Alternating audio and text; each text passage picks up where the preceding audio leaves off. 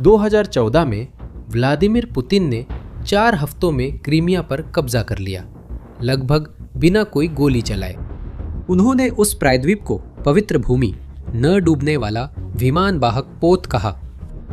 यह उनकी सरकार की सबसे बड़ी ट्रॉफी थी, जिससे साबित हुआ कि रूस फिर साम्राज्य बन गया। 12 साल बाद वही ट्रॉफी अब जाल बन गई है। और सबसे चौंकाने वाली बात यह है कि कैसे यूक्रेन टैंक नहीं भेज रहा है, वो जमीन के रास्ते घुस नहीं रहा है। उसने कुछ ऐसा खोजा है जो आसान है लेकिन रोकना मुश्किल है। वो क्रीमिया को द्वीप बनाकर पुल काट रहा है, फेरियां डुबो रहा है, सड़कें बंद कर रहा है, ईंधन खत्म कर रहा है और प्रायद्वीप के चारों ओर समुद्र और आसमान एक एक करके अपने कब्जे में ले रहा है। इसकी सादगी में ही क्रूरता छुपी है। क्रीमिया टैंकों के बड़े हमले में नहीं गिरेगा। इसे संभालना बहुत महंगा होगा। इसे रसद पहुंचाना नामुमकिन हो जाएगा। इसे बचाना नामुमकिन हो जाएगा। यहाँ जीना नामुमकिन हो जाएगा। इस संग्रह में आप इस गिरावट को 3 हिस्सों में समझेंगे। सबसे पहले पूरी तस्वीर, क्रीमिया पूरी जंग का फैसला क्यों करती है और काला सागर के सबसे ताकतवर बेड़े को वहां से कैसे खदेड़ा गया। फिर नाकेबंदी, 3 धमनियां जो प्रायद्वीप को रूस से जोड़ती है, एक एक कर काटी जाती है जब तक सेवास्तोपोल के पेट्रोल पंपों पर पेट्रोल खत्म नहीं हो जाता। और अंत में आसमान, पूरे युद्ध का सबसे अप्रत्याशित हथियार जो ग्रह की सबसे महंगी वायु रक्षा को भेद रहा है। और इससे एक असहज सवाल उठता है, पुतिन अपनी सबसे कीमती चीज को और कितने समय तक संभाल सकते हैं, इससे पहले कि वहां मौजूद रूसी सैनिक यह पता लगाने वाले आखिरी लोग हों कि वे अकेले रह गए हैं। आइए पूरी तस्वीर से शुरू करते हैं।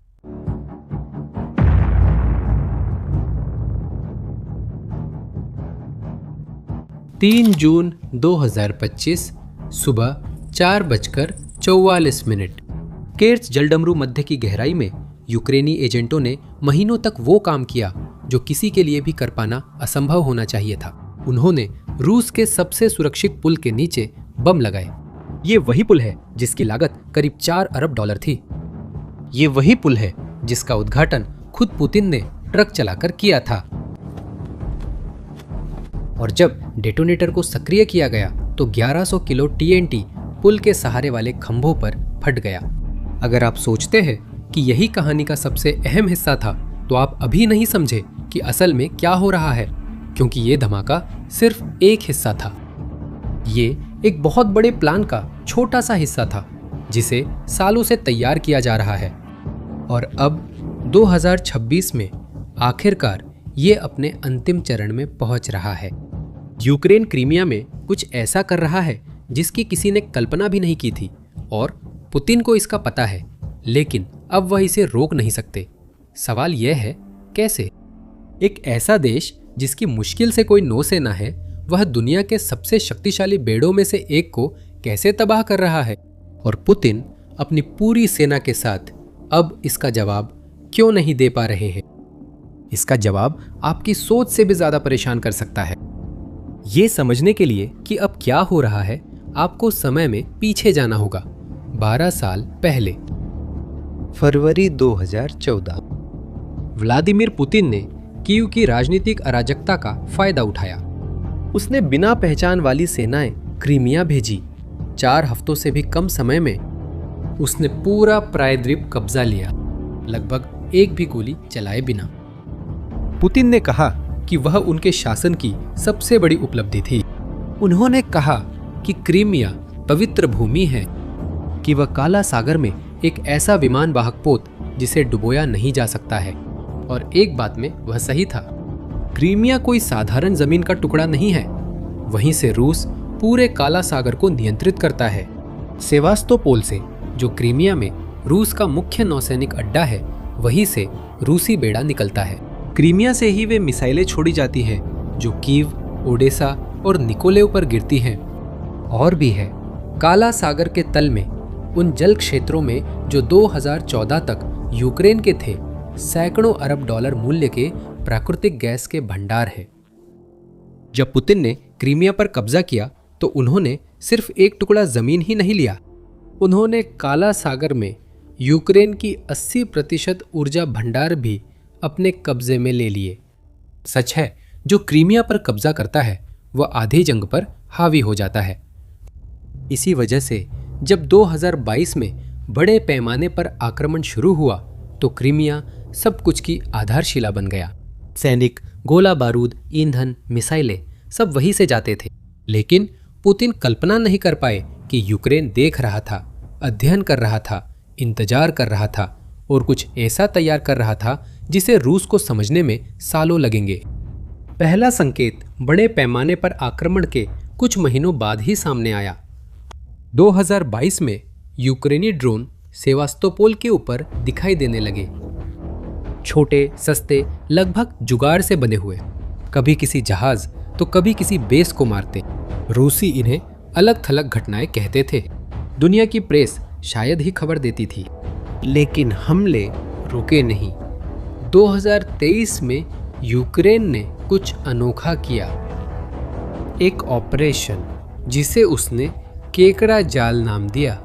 यूक्रेन ने इंग्लैंड और फ्रांस द्वारा बनाए गए स्टॉर्म शेडो क्रूज मिसाइलों को काला सागर बेड़े के मुख्यालय पर दागा। ठीक एक कमांड मीटिंग के बीच में कम से कम 9 रूसी अधिकारी मारे गए, उनमें जनरल भी थे। ऐतिहासिक इमारत जो सोवियत संघ के समय से रूसी नौसैनिक शक्ति का प्रतीक रही है, खंडहर में बदल गई। 2022 में ही यूक्रेनी मिसाइलों ने मॉस्को क्रूजर को डुबो दिया था, जो रूसी बेड़े का सबसे महत्वपूर्ण जहाज था। 2023 और 2024 में दूसरे जहाज़ों और पनडुब्बियों को उनके अपने ही बंदरगाहों के भीतर निशाना बनाया गया। हवाई पट्टी पर विमान नष्ट हुए, वायु रक्षा प्रणालियां भी मिटा दी गई। 2024 और 25 के बीच कुछ ऐसा हुआ जिसकी किसी ने उम्मीद नहीं की थी। काला सागर बेड़ा, जो दुनिया के सबसे पुराने और शक्तिशाली बेड़ों में से एक है, जिसे प्रिंस पोटेमकिन ने 1783 में स्थापित किया था, भाग गया। उसने सेवास्तोपोल छोड़ दिया, वो अड्डा जो 200 से भी अधिक वर्षों तक रूसी नौसेना का घर रहा। रूस ने अपने जहाज़ों को नोवोरोसियस्क वापस बुला लिया, जो काले सागर के दूसरी ओर असली रूसी क्षेत्र में है। आधुनिक इतिहास में पहली बार एक देश ने बिना खुद की नौसेना के दूसरी नौसेना को समुद्र से बाहर निकाला, और यही से कहानी रूस के लिए वाकई परेशान करने वाली होने लगती है, क्योंकि जो आप समझने वाले हैं वो सिर्फ एक प्रायद्वीप के बारे में नहीं है। ये उस बारे में है कि कैसे एक ऐसा राष्ट्र जिस पर हमला हुआ है और जिसके पास हमलावर से कहीं कम संसाधन है, आधुनिक युद्ध के नियमों को फिर से लिख रही है। बिना परमाणु पनडुब्बी के, बिना विमान वाहक पोत के, बिना संयुक्त राज्य अमेरिका के सैन्य बजट के, सिर्फ दिमाग, धैर्य और ड्रोन के साथ। और ये तो सिर्फ शुरुआत थी। हम वापस चलते हैं 3 जून 2025 पर। सुबह के 4:44। केर्च जलडमरू मध्य पर बना पुल 19 किलोमीटर लंबा है। यह यूरोप का सबसे लंबा पुल है, और पुतिन के लिए यह सिर्फ पुल नहीं बल्कि एक प्रतीक था। यह भौतिक प्रमाण था कि क्रीमिया अब हमेशा के लिए रूस का हिस्सा है।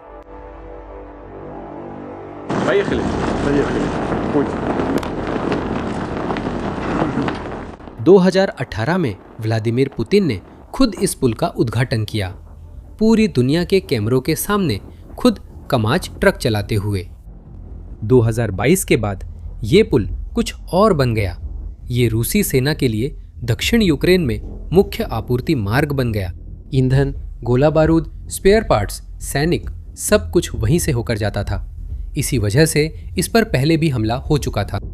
अक्टूबर 2022 में विस्फोटकों से भरे एक ट्रक ने पुल के हिस्से को गिरा दिया था।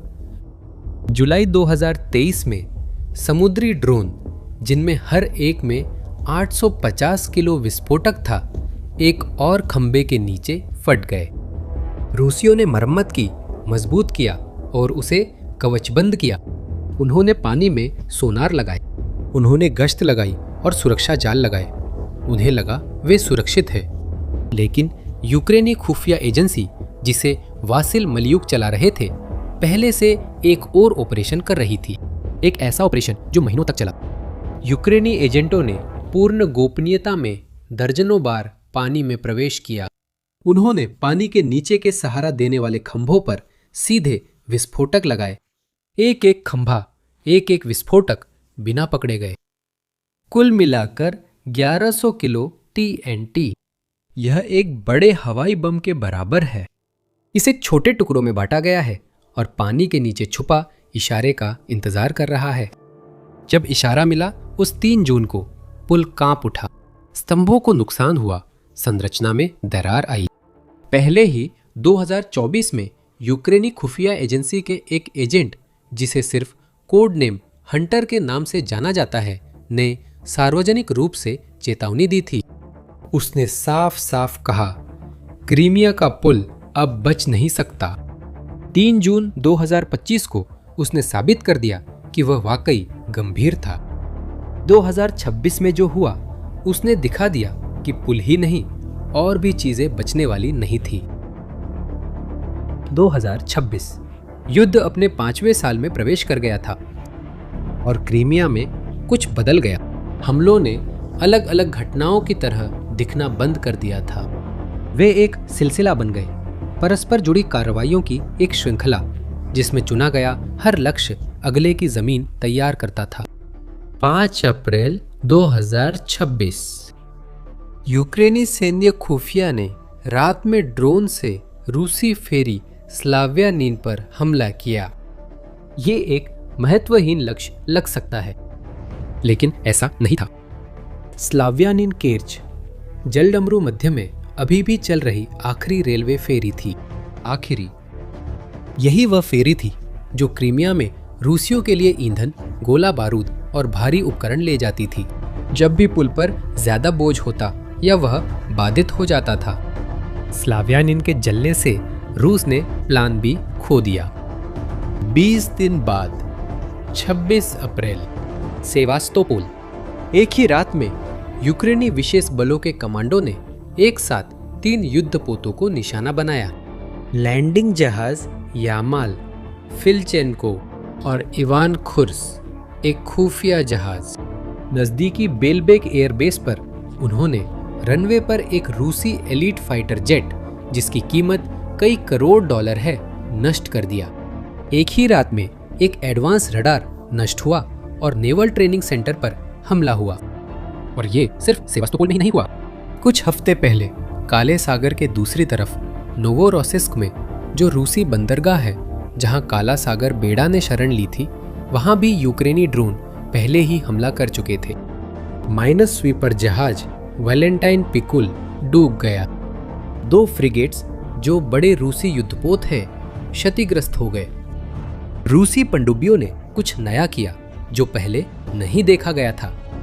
वे अपने ही बंदरगाहों में गोता लगाने लगे, समुद्र में दुश्मन से छिपने के लिए नहीं, आसमान से आने वाले ड्रोन से छिपने के लिए।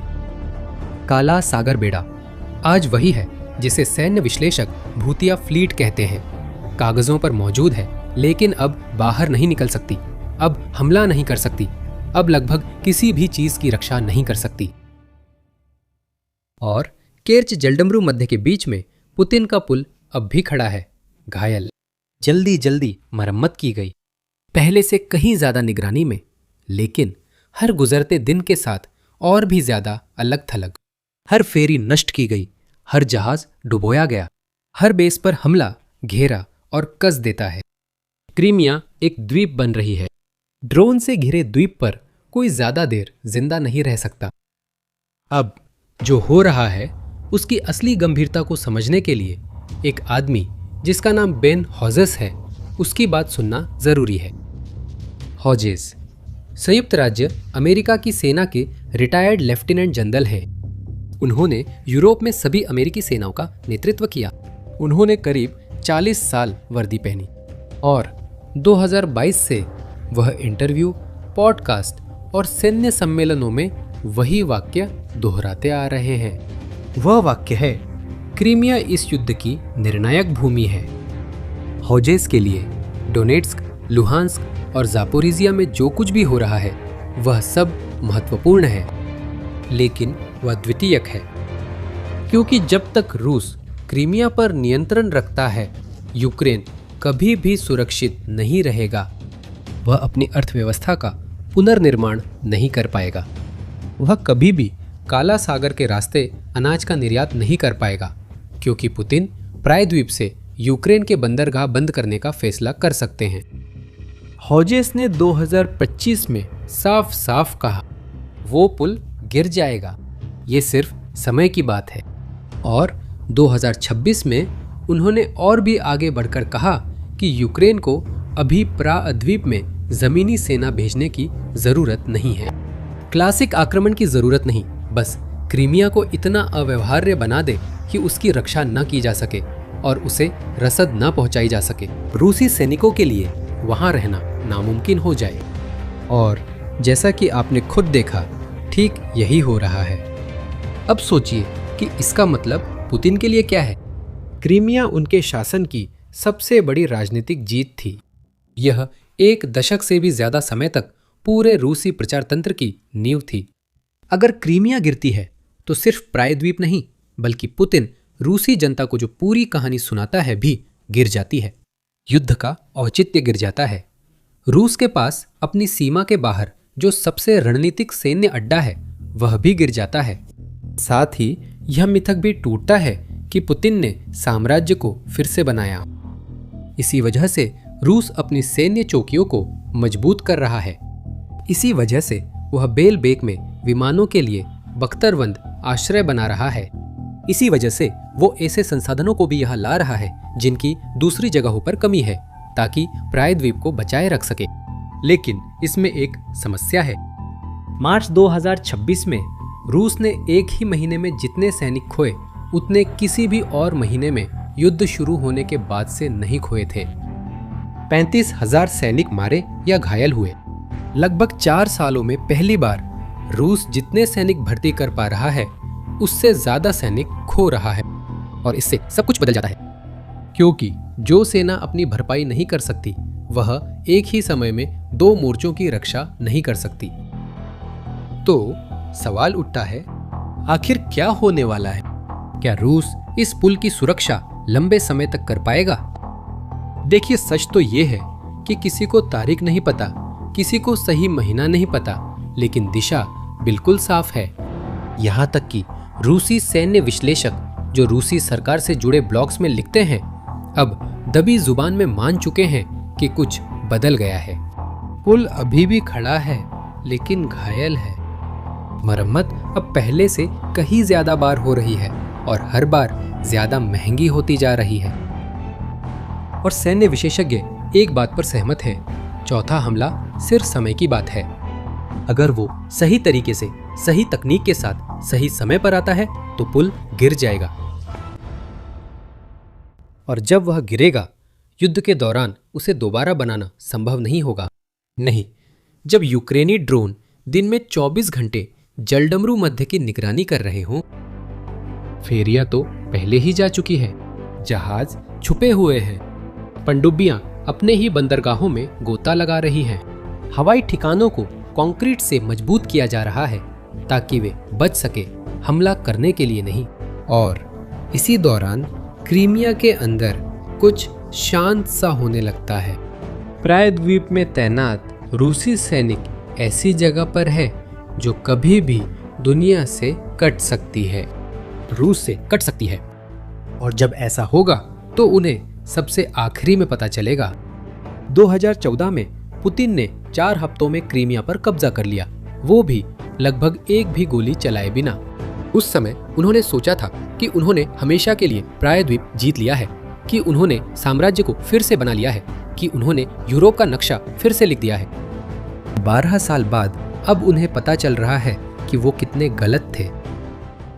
इस घेराबंदी का मैदान में एक नाम है, रसद का गला घोटना। और वही दर्द हो रहा है जहां सबसे ज्यादा चोट लगती है, सेवास्तोपोल के पेट्रोल पंप पर। देखो, तीनों इकलौती धमनियों में से क्या बचा है जो क्रीमिया को जिंदा रखती है।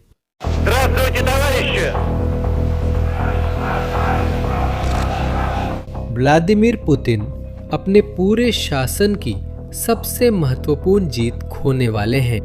2014 में उन्होंने क्रीमिया लगभग एक भी गोली चलाए बिना कब्जा कर लिया था। ये पुतिन शासन की सबसे बड़ी जीत थी।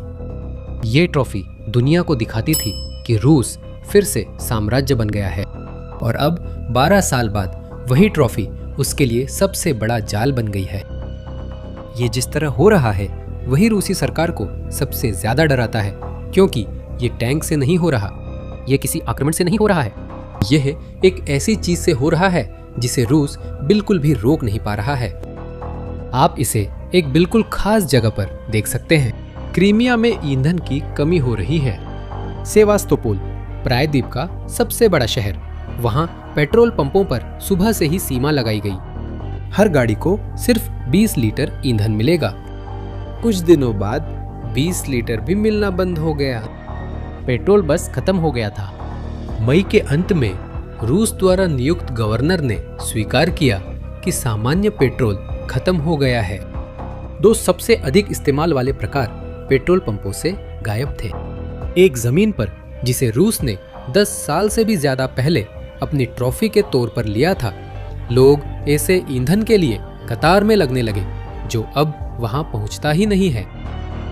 और देखिए खास बात, इसकी वजह कोई आक्रमण नहीं है। कोई भी यूक्रेनी टैंक क्रीमिया की सीमा पार नहीं की, कोई भी सैनिक वहां नहीं गया। प्रायद्वीप को घुटन देने वाली चीज कुछ और है, जिसे सुलझाना बहुत मुश्किल और समझदारी से किया गया है।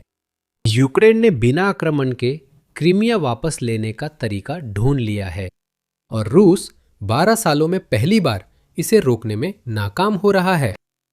इसे समझने के लिए आपको याद करना होगा कि क्रीमिया का क्या महत्व है। जब पुतिन ने 2014 में उस प्रायद्वीप पर कब्जा किया था तो उन्होंने उसे अपनी सरकार का गहना माना था। यह इस बात का सबूत था कि रूस फिर से एक साम्राज्य बन गया है। और जब असली आक्रमण 2022 में शुरू हुआ तो क्रीमिया सब कुछ का आधार बन गया। वहीं से सैनिक, मिसाइलें और बम वर्षक निकलते थे जो यूक्रेन के दक्षिण पर हमला करते थे। सालों तक वह किला अछूता रहा, लेकिन हर किले की कमजोरी होती है। क्रीमिया की कमजोरी हमेशा वही रही है। यह लगभग एक द्वीप है। रूसी सैनिकों को वहां बनाए रखने के लिए जो भी चीजें चाहिए, ईंधन, गोला बारूद, पुर्जे, खाना, सब कुछ बाहर से आना पड़ता है। वहां पहुंचने के सिर्फ 3 रास्ते थे, 3 मुख्य रास्ते।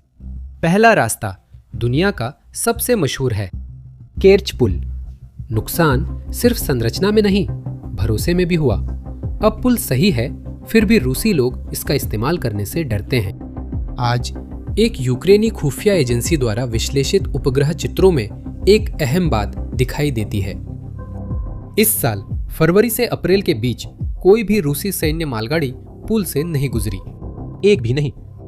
यातायात केवल कुछ यात्री ट्रेनों और रोज चलने वाली एक मालगाड़ी तक सीमित था। यानी खुद रूस ने अपने ही पुल पर युद्ध उपकरण ले जाने के लिए भरोसा करना बंद कर दिया था।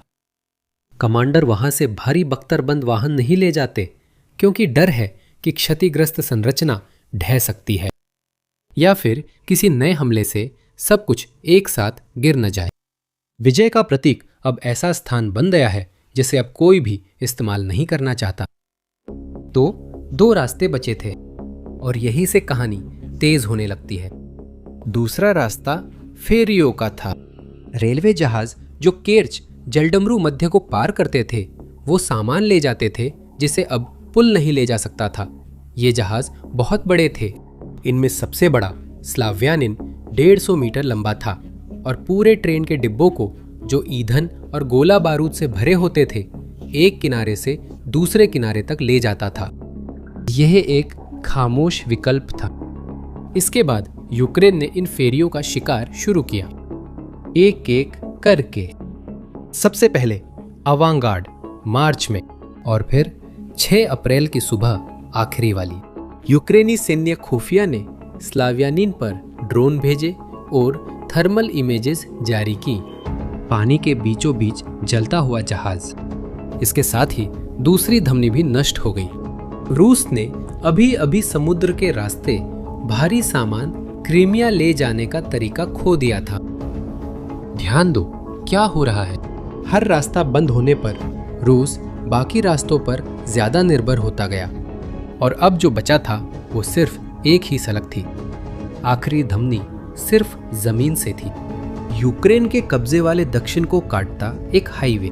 ये रूस से आती है, एक शहर जिसे रोस्तोव कहते हैं, और ये क्रीमिया तक जाती है। मारियोपोल, बेर्दियांस्क और मेलिटोपोल से होकर गुजरती है। रूसी नक्शे में इसे नया नाम भी दिया गया है, नया रूस मार्ग। और वर्षों तक ये सड़क काम करती रही। ये लंबी थी, मोर्चे से दूर थी और सबसे अहम बात, ये यूक्रेनी ड्रोन की पहुंच से बाहर थी। टैंक, ईंधन, सैनिक, सब कुछ वहां से अपेक्षाकृत सुरक्षित गुजरता था। ये क्रीमिया के लिए जीवन रेखा थी। यही से सब कुछ बदल जाता है, क्योंकि यह सड़क अब पहुंच से बाहर नहीं रही।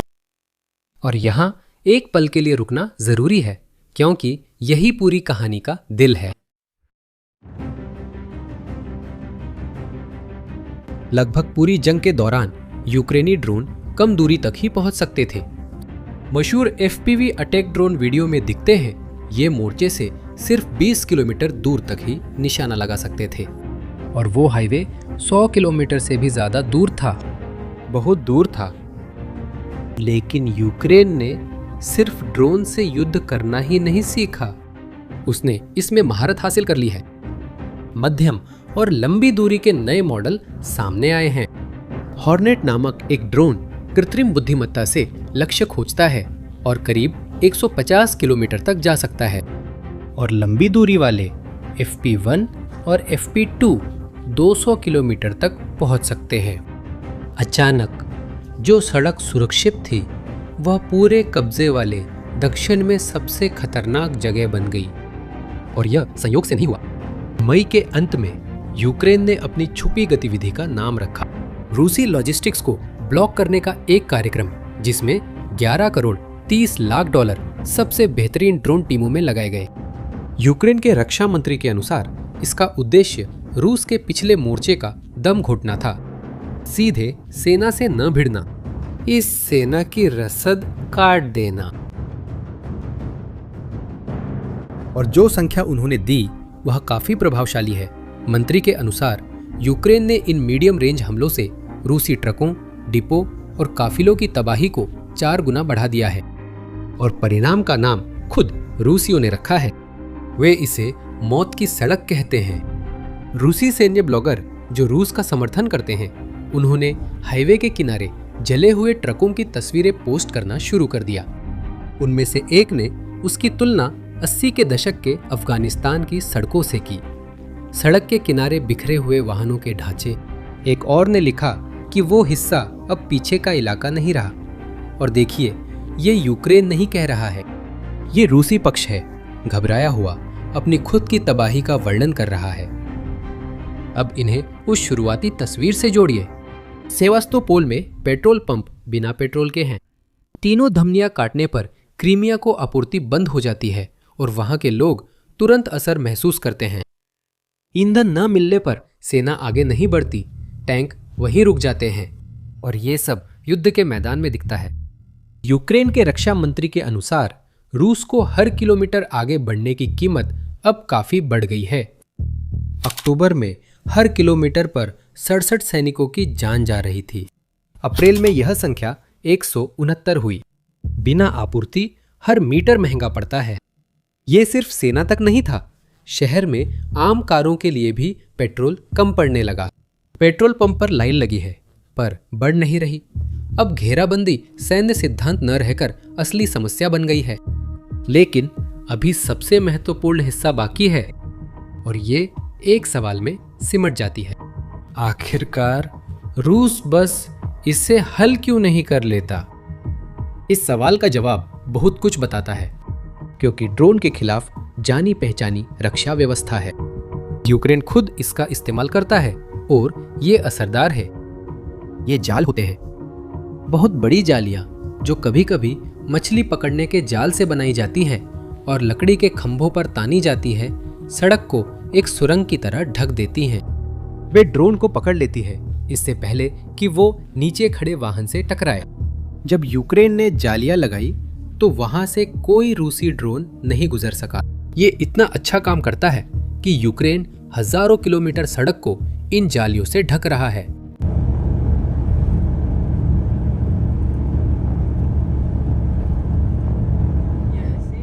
तो सवाल साफ है, रूस क्रीमिया की सड़क को उसी तरह क्यों नहीं ढकता?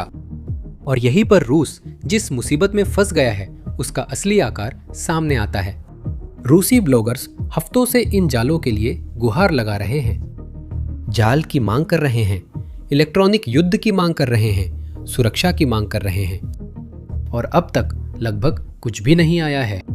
कब्जे वाले क्षेत्र के राज्यपाल ने एक आदेश पर हस्ताक्षर कर दिए। आदेश सिर्फ नागरिक ट्रकों के गुजरने पर रोक था। इससे सैनिक खुले में रह जाते थे। रूसी सरकार से जुड़े एक ब्लॉगर ने शिकायत की कि इससे तो यूक्रेनी ड्रोन का काम और आसान हो गया। अब उन्हें यह भी नहीं देखना पड़ता कि कौन सा ट्रक नागरिक है और कौन सा सैन्य।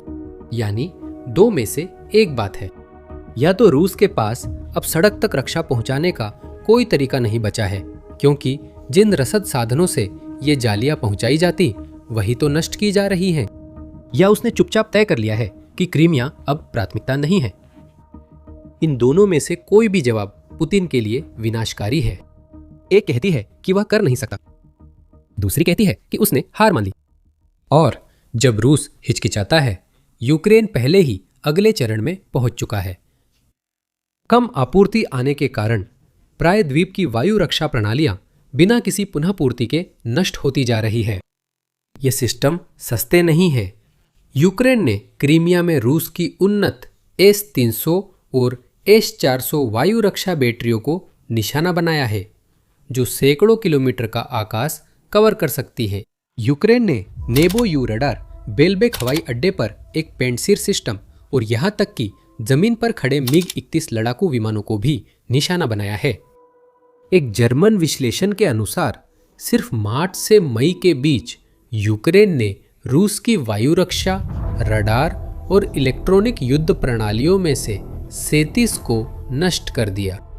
ये संख्या कुछ महीने पहले नष्ट की गई प्रणालियों की संख्या से दोगुने से भी ज्यादा है। यूक्रेनी नौसेना ने कहा कि रूसी काला सागर बेड़ा मुश्किल से समुद्र में निकलता है और हर रक्षा जो गिरती है अगले हमले के लिए एक और बड़ी दरार खोल देती है। क्रीमिया, जो पहले हर पास आती चीज पर गोली चलाता था, अब यूक्रेनी विश्लेषक के अनुसार आसान निशाना बन गया है। और रूस के पास इससे बचने के लिए एक योजना भी है। वह जल्दी जल्दी लगभग 700 किलोमीटर लंबी एक नई रेलवे लाइन बना रहा है, जो रोस्तोव को मेलिटोपोल जैसी कब्जा की गई शहरों से जोड़ती है, एक ऐसे रास्ते से जो तट से दूर है। इसका मकसद एक नई, ज्यादा सुरक्षित आपूर्ति मार्ग बनाना है। समस्या समय की है। इस रेलवे को तैयार होने में महीनों लगेंगे और घेरा अभी कसता जा रहा है। यही वजह है कि इस कहानी का मुख्य विचार जितना सरल है उतना ही क्रूर है। क्रीमिया टैंकों के हमले में नहीं गिरेगी, बल्कि उसे धीरे धीरे इतना घोटा जाएगा कि उसे संभाल कर रखना उसकी कीमत से ज्यादा महंगा पड़ने लगेगा। सोचिए इसका युद्ध पर क्या असर होगा। वो प्रायद्वीप जो पूरे दक्षिणी रूसी हमले को सप्लाई करता था, अब संसाधन खींच रहा है, भेज नहीं रहा। इनाम अब बोझ बन गया है, बेस अब जाल बन गई है। और इसमें एक बात लगभग विडंबनापूर्ण है।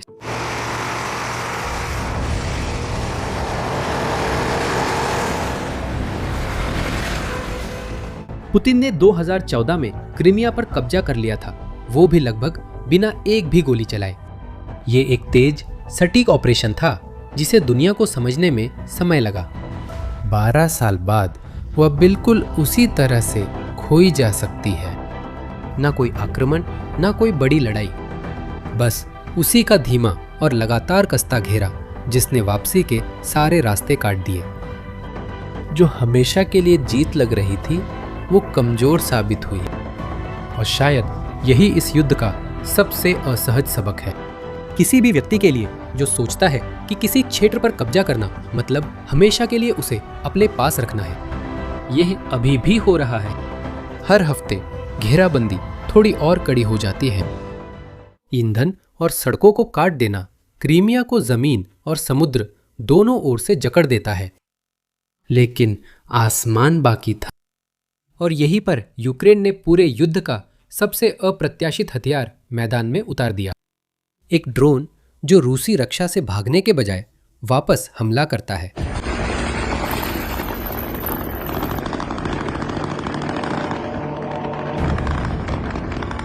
रूस ने अपने ही क्षेत्र के ऊपर 4 साल तक एक अदृश्य दीवार बनाई। परत दर परत रक्षा, जिसे एक ही जुनून के लिए डिजाइन किया गया था, यूक्रेनी ड्रोन को उनके लक्ष्य तक पहुंचने से पहले गिरा देना। 4 साल तक इसमें रडार, मिसाइलें, इलेक्ट्रॉनिक युद्ध और आखिर में जमीन पर फैले हार्ड मास के सैनिक शामिल रहे।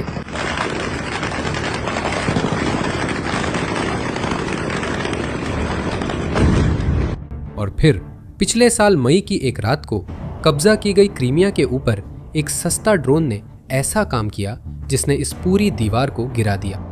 ड्रोन ने वो नहीं किया जिसकी उनसे उम्मीद थी।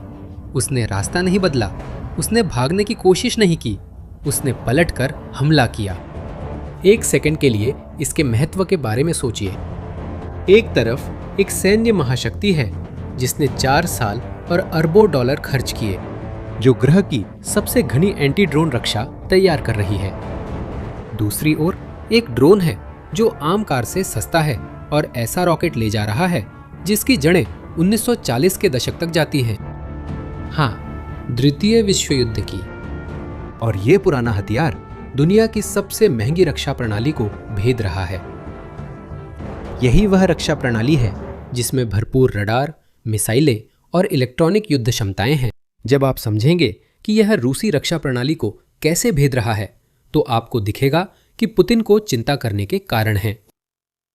आइए उस दृश्य से शुरू करते हैं जिसने सब कुछ शुरू किया। पिछले साल 12 मई को ओपन सोर्स विश्लेषकों ने अधिकृत क्रीमिया के ऊपर रिकॉर्ड किया गया एक वीडियो फैलाया। उसमें एक यूक्रेनी लंबी दूरी का ड्रोन उड़ता है।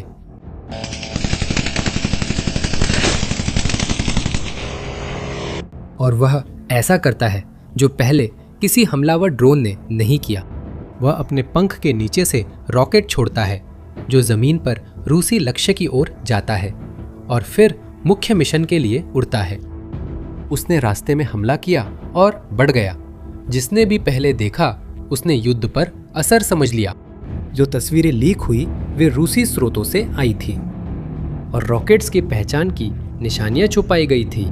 यूक्रेनी रक्षा विश्लेषण ने सिर्फ इतना सुझाव दिया कि ये पुराने सोवियत रॉकेट्स थे, लेकिन कोई स्पष्ट दृश्य पुष्टि नहीं हुई।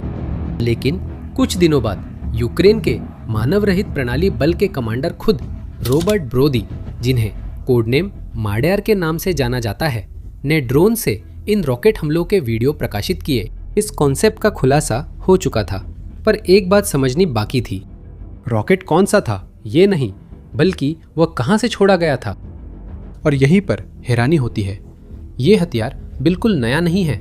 ये उन ज़्यादातर लोगों से भी पुराना है जो ये वीडियो देख रहे हैं। ये S5 है, एक बिना मार्गदर्शन वाला 57 मिलीमीटर का रॉकेट जिसकी शुरुआत 1946 में हुई थी, जब सोवियत इंजीनियरों ने द्वितीय विश्व युद्ध के अंत में पकड़े गए जर्मन रॉकेट्स का अध्ययन करना शुरू किया था।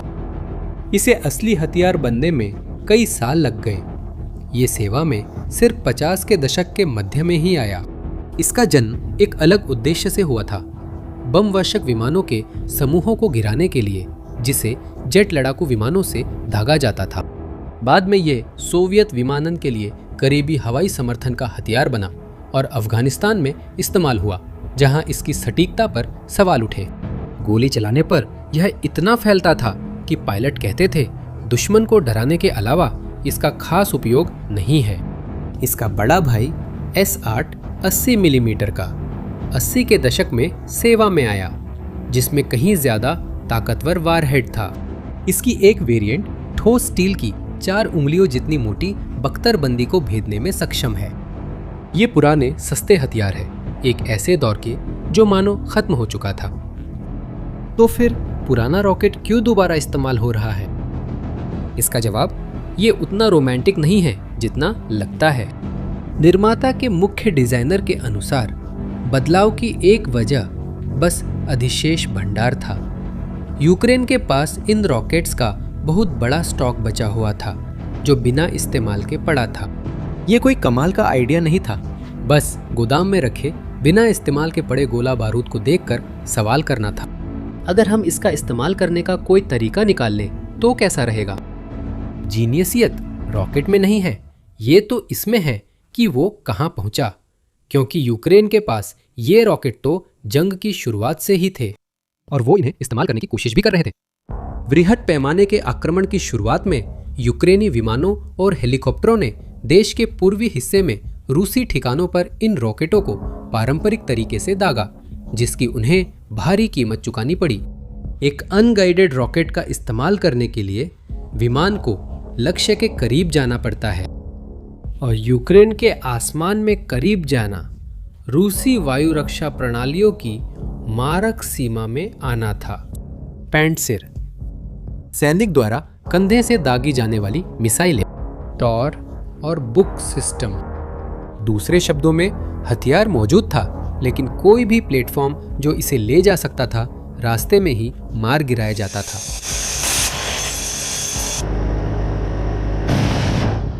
रॉकेट किसी ऐसी चीज का इंतजार करता रहा जो बिना मरे आ सके। वो कोई पायलट वाला विमान नहीं, बल्कि सस्ता, इस्तेमाल के बाद फेंकने लायक ड्रोन होता है जिसके गिरने पर कोई नहीं रोता। इस विचार को याद रखो, क्योंकि यही आगे आने वाली हर चीज की कुंजी है। अब सबसे महत्वपूर्ण हिस्सा आने वाला है। ये रूस के लिए खास तौर पर इतना विनाशकारी क्यों है? समझने के लिए हमें रूस की बनाई सीढ़ी चढ़कर देखना होगा कि हर पायदान कैसे ढह गया। पहला कदम था इलेक्ट्रॉनिक युद्ध। रूस ने आधुनिक इतिहास का सबसे घना इलेक्ट्रॉनिक हस्तक्षेप वातावरण तैयार किया, जिसे यूक्रेनी ड्रोन को अंधा करने, सैटेलाइट से मिलने वाले पोजीशन सिग्नल को गड़बड़ाने, ऑपरेटर द्वारा ड्रोन उड़ाने के लिए इस्तेमाल होने वाले रेडियो को काटने और सेंसर को दबाने के लिए बनाया गया था। कुछ समय के लिए यह काम किया। ड्रोन उड़ान के दौरान वीडियो सिग्नल खोकर गिर जाते थे। यूक्रेनी प्रतिक्रिया लगभग हाथ से तैयार की गई थी। Fibre optic drone. रेडियो की बजाय ड्रोन के पीछे उड़ान के दौरान इंसानी बाल से पतला तार खुलता है जो कमांड और इमेज को प्रकाश तरंगों में ले जाता है। रेडियो सिग्नल न होने से इसमें जाम करने लायक कुछ नहीं है। ड्रोन इलेक्ट्रॉनिक तूफान को ऐसे पार कर जाता है जैसे वो है ही नहीं। पहला चरण निष्क्रिय कर दिया गया है। दूसरा चरण मिसाइलें थी। पैंटसिर जैसे सिस्टम। ट्रक पर लगा एक मोबाइल सिस्टम जिसे रूस कम ऊंचाई पर उड़ने वाले ड्रोन गिराने के लिए दुनिया का सबसे बेहतरीन बताता था। समस्या ये है कि पैंटसिर को बड़े और ऊंचे लक्ष्यों के लिए बनाया गया था। छोटे, सस्ते और रडार पर लगभग अदृश्य ड्रोन के खिलाफ ये बहुत महंगा और अप्रभावी साबित हुआ। और आंकड़े खुद ही कहानी बयां करते हैं। सिर्फ पिछले साल ही यूक्रेन का दावा है कि उसने 130 से ज़्यादा रूसी वायु रक्षा प्रणालियों को नष्ट कर दिया। कुछ रिपोर्टों में यह संख्या 170 तक बताई गई है। एक स्वतंत्र समूह जो केवल उन्हीं चीज़ों की गिनती करता है जिन्हें तस्वीरों से पुष्टि किया जा सकता है, उसने दर्जनों पैंटसिर के नष्ट होने की पुष्टि की है। यूक्रेन का कहना है कि उसने रूसी भंडार का लगभग आधा हिस्सा खत्म कर दिया है। लेकिन ध्यान दें कि खुद रूस ने क्या करना शुरू किया है। उसने 50 साल पुराने सोवियत रडारों को गोदाम से निकालना शुरू कर दिया है, जैसे कि P-18, और अनुकूलित मिसाइलों के साथ जुगाड़ू सिस्टम तैयार करने लगा है। मद्यर ने खुद बताया कि उन रडारों में से एक इतना पुराने ट्रक पर लगाया गया था कि वह उसे मुश्किल से पहचान पाए। एक रूसी सैन्य ब्लॉगर ने साफ स्वीकार किया। मिसाइल बनाना। पैंटसिर मिसाइलें जिस रफ्तार से खोई जा रही है, उन्हें उतनी तेजी से बनाना मुमकिन नहीं है। दूसरी सीढ़ी गिर रही है और फिर हम आखिरी सीढ़ी पर पहुंचते हैं। महंगी तकनीक फेल होने पर रूस ने फिर साधारण चीजों का सहारा लिया। अगर रडार मिसाइलें ड्रोन नहीं रोक पाए तो जमीन पर लोग तैनात करो ताकि वे उसे आंखों से देखकर गिरा सके। मोबाइल फायरिंग टीमें बनाए गए। छोटी छोटी टीमें ड्रोन के आने के रास्तों पर तैनात की गईं, जो मशीन गनों से लैस थीं, लेकिन ज्यादातर के पास थर्मल साइट वाली राइफलें और स्नाइपर राइफलें भी थीं ताकि वे अंधेरे में देख सके। ये शिकारी है। ठंड में लेटे हुए आदमी रात के आसमान पर नजरें गड़ाए हुए, एक ऐसी साइट के जरिए जो गर्मी को तस्वीर में बदल देती है। ड्रोन के इंजन का गर्म निशान के दिखने का इंतजार करते हैं। ये सबसे आदिम रक्षा थी, और क्योंकि ये आदिम थी इसलिए इसे हराना भी सबसे मुश्किल था। आखिर राइफल लिए एक आदमी को भ्रमित नहीं किया जा सकता। ये रूस की एकमात्र चीज थी जो अब भी कायम थी, और ठीक वही अब गिर रही है। ये जानने के लिए कि वह क्यों गिर रही है, आपको फर्क देखना होगा जो सब कुछ बदलता है। ध्यान दो, पिछले सभी यूक्रेनी अनुकूलन ड्रोन को बचा लेते थे। फाइबर ऑप्टिक ड्रोन अदृश्य होकर निकलता है, जिसका सिग्नल चला जाए वह गिर जाता है। रणनीति हमेशा रक्षा से बचकर निकलने की रही है। रॉकेट से लैस ड्रोन पहली बार इस रणनीति को उलट देता है। वो शिकारी से नहीं भागता। जब वो रास्ते में रूसी टीम से मिलता है तो वो जमीन पर सैनिकों को मारने के लिए बनाए गए रॉकेट दागता है और लक्ष्य की ओर बढ़ता है। फर्क बहुत बड़ा है और बात सीधी है। एक जाम किया गया ड्रोन गिर जाता है, लेकिन किसी को चोट नहीं पहुंचती। एक हथियारबंद ड्रोन पलटवार करता है, और ये कोई संयोग नहीं है। खुद कमांडर माद्यार ने साफ साफ कहा था कि ये ड्रोन खास तौर पर पोर्टेबल मिसाइलों की मोबाइल टीमों के लिए बनाए गए हैं, और वे मशीन गनधारी जो रूसी वायु रक्षा की सुरक्षा करते हैं। रूसी रक्षा की अंतिम परत इसलिए काम करती थी क्योंकि उसमें लोग थे जिन्हें हैक नहीं किया जा सकता, लेकिन निशाना बनाया जा सकता है। इसी वजह से सारी बात यहीं आकर जुड़ती है। रूस ने एक हथियार की जगह कोई बेहतर हथियार नहीं लाया, और कोई अगली परत भी नहीं थी। उसने इलेक्ट्रॉनिक्स, मिसाइलें और इंसानों पर दाव लगाया। अब इंसान भी गोलियों की जद में है। अब नीचे कोई और सीढ़ी नहीं बची। और यहाँ मुद्दा जरूरी नहीं है कि रूसी टीम को खत्म किया जाए, बस उन्हें छुपने के लिए मजबूर करना है, अपनी जगह बदलने के लिए, इतना समय काम रोकने के लिए कि बाकी ड्रोन आगे निकल जाएं। अब तक यूक्रेन के गहरे हमले हमेशा दूरी से कम और मोर्चे की रेखा और लक्ष्य के बीच की रक्षा पंक्तियों से ज्यादा सीमित रहे हैं। हर ड्रोन जो इस गलियारे को पार करता है वह एक ऑपरेशन है। हथियारबंद ड्रोन समस्या पूरी तरह नहीं सुलझाता, लेकिन हर बार पार करने की लागत घटा देता है। यह काम करता है, तुरंत साफ हो गया। 17 मई को यूक्रेन ने एक वीडियो जारी किया जिसमें उसके ड्रोन क्रीमिया के कब्जे वाले क्षेत्र में रूसी काला सागर बेड़ा के रणनीतिक संचार केंद्र पर हमला करते दिखे। सुरक्षित सैन्य ढांचा, जिसे अब एक ऐसे ड्रोन ने निशाना बनाया है जो अब रास्ता बनाने के लिए रॉकेट भी ले जाता है। क्या आपने कभी सोचा है कि यह सब कहां जाकर रुकेगा? क्या यूक्रेन पहले कहीं और भी यही खेल दिखा चुका है? क्या आपने मगुरा के बारे में सुना है? ये नौसैनिक ड्रोन विस्फोटक नाव के रूप में रूसी जहाजों से टकराने के लिए बनाया गया था। रूस ने जवाब में हेलीकॉप्टर भेजे ताकि वे नावों को पहुंचने से पहले ही पकड़ सके। यूक्रेन की प्रतिक्रिया यह थी कि उन्होंने अपनी नाव को एयर टू एयर मिसाइलों से लैस कर दिया, और 2024 के अंत में यूक्रेनी खुफिया एजेंसी ने दावा किया कि उन्होंने इन नावों में से एक रूसी हेलीकॉप्टर को मार गिराया। हाँ, एक नाव ने एक विमान को गिरा दिया।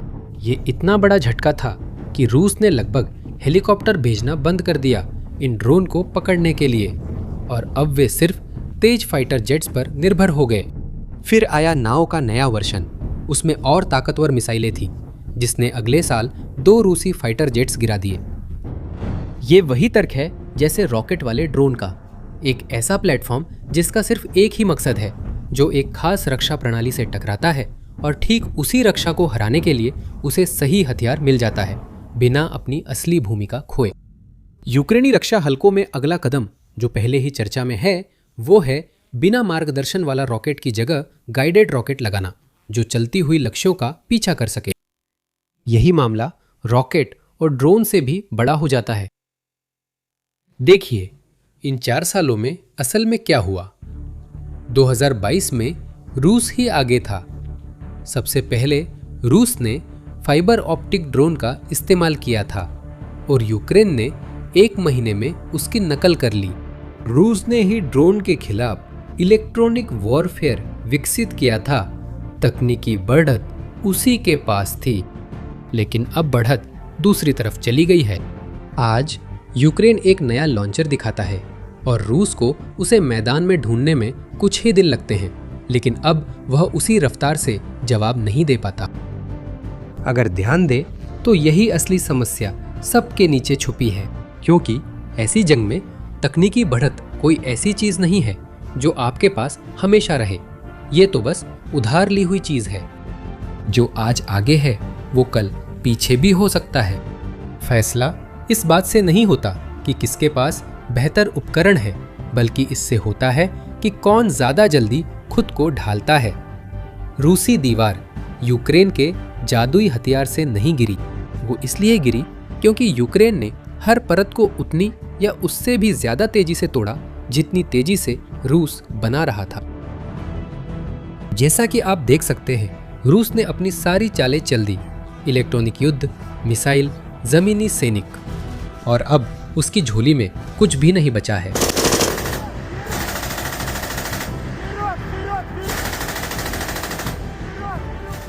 हर नया समाधान पहचाना गया, उसकी नकल की गई और उससे भी बेहतर तरीका निकाल लिया गया इससे पहले कि वह पूरी फ्रंट लाइन पर फैल पाता। और ये दौड़ यही नहीं रुकेगी। अब सारे टुकड़े जोड़ो। पुतिन द्वारा ट्रक चलाकर उद्घाटित पुल से अब मुश्किल से कुछ गुजरता है। फेरी नौकाएं समुद्र की गहराई में हैं। आखिरी सड़क अब ट्रकों का कब्रिस्तान बन गई है। ईंधन वहां नहीं पहुंच पा रहा है। बेड़ा सेवस्तोपोल से भाग गया और अपने ही बंदरगाहों में छिप गया है।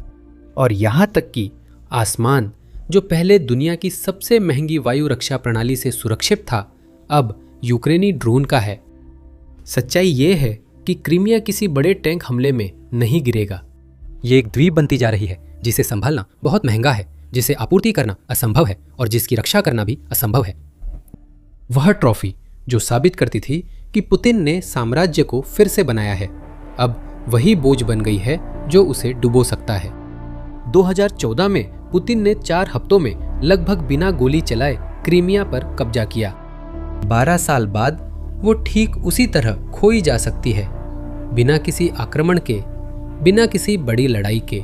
सिर्फ धीरे धीरे कसता हुआ शिकंजा जिसने सारे रास्ते वापस जाने के बंद कर दिए हैं। और जब आखिरी रास्ता कटेगा तब अंदर के रूसी सैनिकों को सबसे अंत में पता चलेगा। अगर इस विश्लेषण ने युद्ध को नए नजरिए से दिखाया तो लाइक करें और नीचे कमेंट करें।